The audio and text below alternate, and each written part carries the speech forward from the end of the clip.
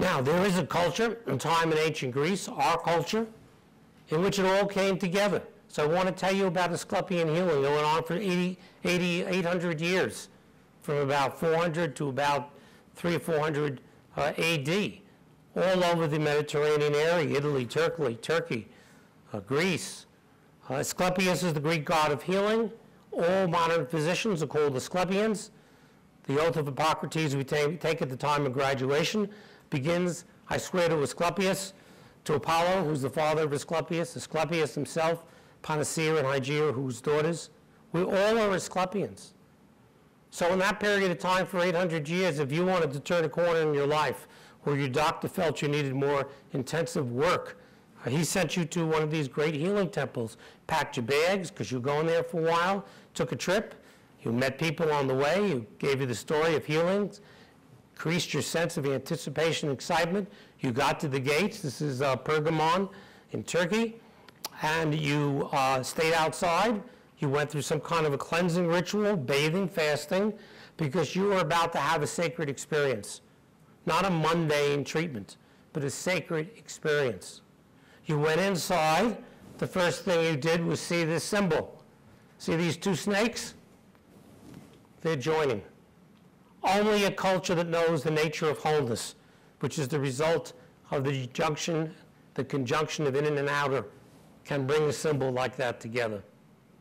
So you pass that, you go on to the temple of Asclepius, you leave a honeycomb, a cake, some kind of an offering, some kind of a saying, I'm here to surrender to this process. You go to the dormitories, pack your things away, and you start the process.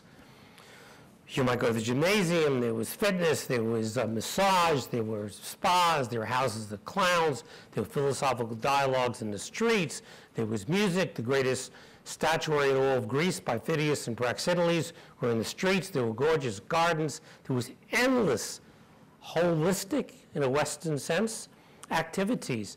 You went in the afternoon, the late afternoon, to the great theater in Epidurus in ancient Greece. This is the largest theater in ancient Greece, the only thing preserved at that healing center. Because if you go to the top row, as I did, and have a friend drop a dime at the bottom, you can hear perfectly. And still today, the plays are done there every summer. And when you went there, you heard these great stories. So you might hear the trilogy of Oedipus. Here was Oedipus, fated to kill his father and marry his mother, and then discover that as king of Thebes. And in his pain, grabs his mother brooches and blinds his eye. And in his suffering in the next book, we don't know the next two books, we only know one of the books that Freud made popular, but the second act of the trilogy is Antigone, his daughter, taking him through the streets, the byways, and in his blindness, his loss of outside, he gains insight. And in the last book, Oedipus of Colonus, he's outside Athens, all the kings, city-state kings come to ask him to be their wise man. He said, my time is over. He goes into the grove, and he's taken up in a puff of smoke up into the gods to be immortalized. This is the salvation of suffering. This is the redemption of suffering. This is the opportunity of suffering.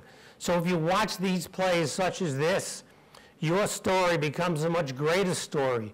You see, it's not just about treating, about fixing. It's about the opportunity of growing into greatness. And this is what you learned. And every night you put on your whites. This is actually from one of the plays. It's now done as the Mask of Oedipus. They also had their form of healing, their surgery, etc. Not that any of us would want these tools. At night you went to the great temple, and you put on your whites, and you left an offering to this great statue. Notice the face. Almost all the iconography of Asclepius is quite identical to the iconography of Christ. They both have the same history in terms of their development. And you went to sleep and you asked for a healing dream. You asked, actually, in their terms, they asked for Asclepius to come to them for a healing dream. We don't need to project it out that way. We can go into our own inner wisdom and ask for the same intuitive and deep knowledge if we know how to do it.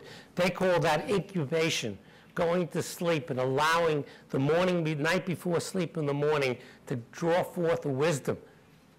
It's also called prayer. It's also called meditation in the West, in the East. So the process of meditation or incubation is deep within the Western healing tradition. And so you got up and you told your dream to a priest. You might have got some healing. He might have given you some pharmaceuticals. He might have done this. He might have done that.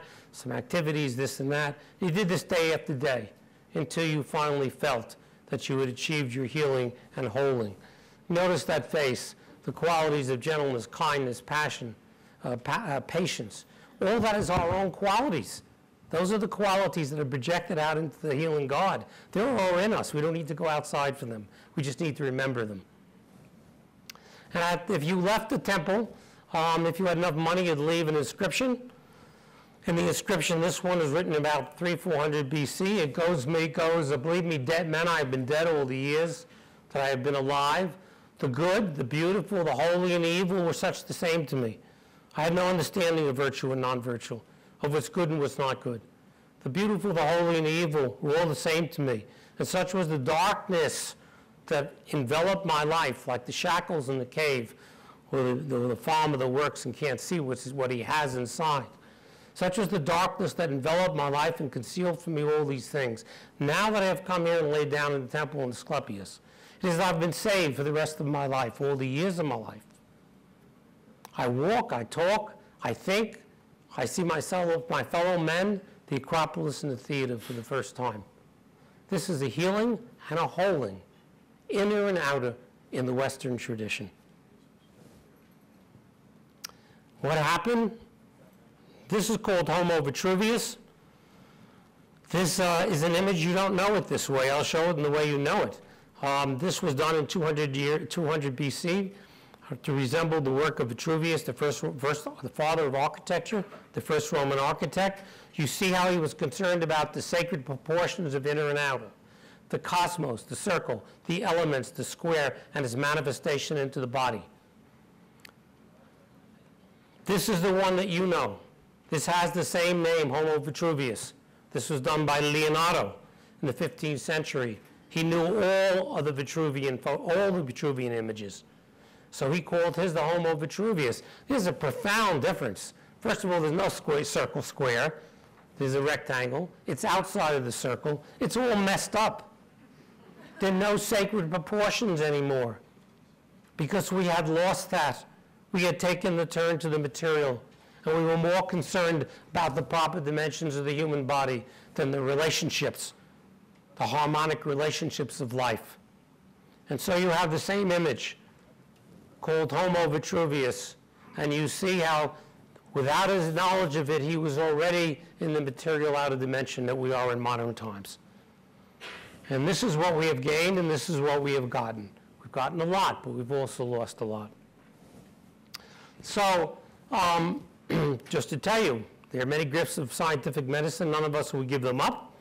And I want to assert that clearly, and it should continue to grow and expand. But they're great tragedies that has given us a material definition of health. It's denied all interior dimensions. It's devalued all of our inner life, and therefore can't do anything about suffering, about happiness, the great epidemics of emotional afflictions, distress, depression, stress, anxiety, attention deficit disorders, the whole list of modern epidemics. Why are they there? Because we don't have any understanding of the inner life and how to work with it. So we've done great things, but we've done terrible things. Perhaps the greatest loss for me was in my office. People came at very teachable moments. A heart attack, cancer, trauma, and all of a sudden life breaks down. They have never had any time, but now they have all the time in the world. Their ego clears off. And what do? You give them a diagnosis, you give them a remedy, and you close off the one major opportunity for growth and transformation in life. And it may not happen another time in a lifetime that the door opens. And that happens thousands of times every single day, that we deny people that opportunity to use those great moments, those pivotal moments in life, as moments of great transformation. And that's tragic. And of course, you can't have human flourishing if you're only concerned about the outside world. It's not possible. You've got to dig inside for it. This is on the cover of JAMA. Same image. This was the richness, the contextual richness of a whole view of human life. This is the same image, but the image of modern world. And T.S. Eliot said, "Where is the life we have lost in living? Where is the wisdom we have lost in knowledge? Where is the knowledge we have lost in information? We are the hollow men, we are the empty men, headpiece filled with straw. We gather together, our voices are quiet and meaningless, like rat's feet over broken glass, like wind over dry grass in our dark, empty cellar, our inner life. Shade without color, form without motion, paralyzed, we are. And those who cross over to the other side or remember us at all will not be as the violent ones, it will be as the empty ones. That is what we're all dealing with now. That is the problem that causes all these global problems. Our inner emptiness, our inner appreciation, our inner satisfaction, a need to grab outside because what we don't have inside, it's misdirected. Jung was one of the fathers of the AA movement. In the great set of letters that are part of the AA literature, he says to his patient, who then went on to meet Roland H. and started AA in America, there's no cure for you. Medicine has no cure. Psychology has no cure. Because what you are searching for in spirits is the spiritual life you do not have. And as long as you search outside, in medicine and remedies or anything else, for what you're lacking inside, which is the true search, not the misdirected one, you can't have it. You can never have a cure. And so we need to do that. Because of that, we've ended up with this terrible, terrible dilemma in the West, where we have a lot of comfort, we have a lot of pleasure, and we have a lot of suffering.